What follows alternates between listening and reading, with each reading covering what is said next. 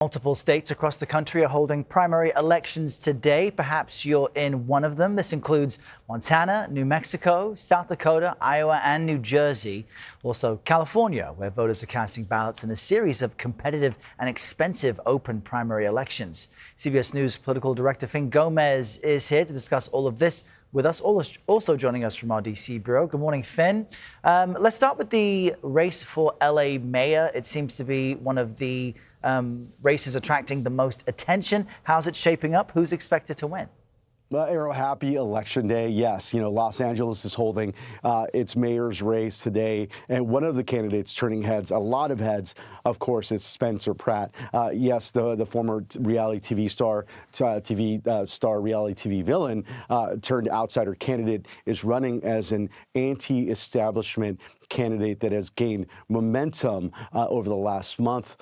We've seen that in his rise in recent polls. But can he beat the incumbent Democratic Mayor Karen Bass in this very blue city? That's the question. Here's what he had to say to our own Adam Yamaguchi earlier this spring.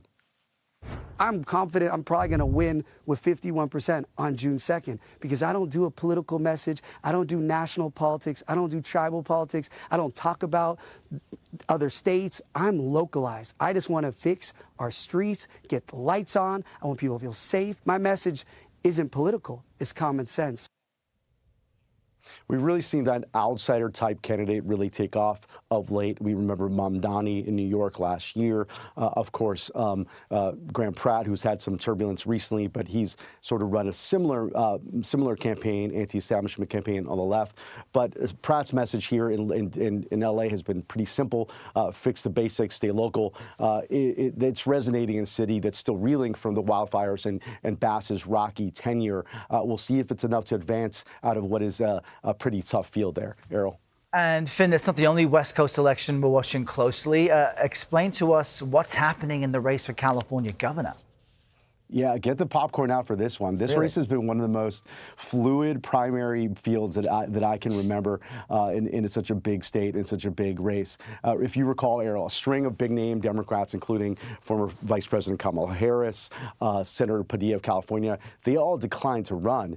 And then front-runner Democratic Congressman Eric Swalwell dropped out following sexual assault allegations, which he has denied. But that sharply changed the dynamics of the race, Errol. The latest polling shows former HHS Secretary Xavier Becerra leading the pack, with Republican Steve Hilton close behind, and Democratic billionaire Tom Steyer in the mix for those final two slots. The real question tonight is whether Democrats can lock up both spots in the top two, or whether Hilton, the Republican, sneaks through, setting up a very different November election. Remember, Errol, the top two vote getters, regardless of party, advance to the general election here. Right. And then which other primaries are you following closely today, Fin?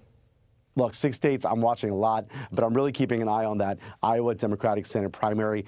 There's been some top national Democrats that I spoke to who really believe they can flip this red state if Josh Turek, the moderate Democrat in the primary, can defeat Zach Walz. We'll see if that happens. And then there's New Jersey's 7th district. Errol, this is turning out to be quite a political mystery with some potential national consequences. Republican Congressman Tom Kaine Jr. has missed more than 100 votes in Congress and has not been spotted in D.C. nor his district. His last recorded vote was March 5th. He's told reporters he expects to be back in full recovery, back on the Hill, quote, in the next couple of weeks. But there's been really few details about what's been going on there.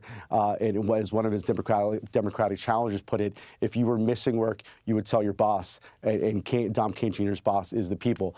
Tonight, there are several Democrats who are vying for the chance to run against Kaine Jr. and was what is really already considered one of the top pickup targets for Democrats trying to take back the House. Errol. So much interesting stuff to watch. Good luck getting sleep tonight, Fin. We'll check in with you tomorrow. Thank you very much.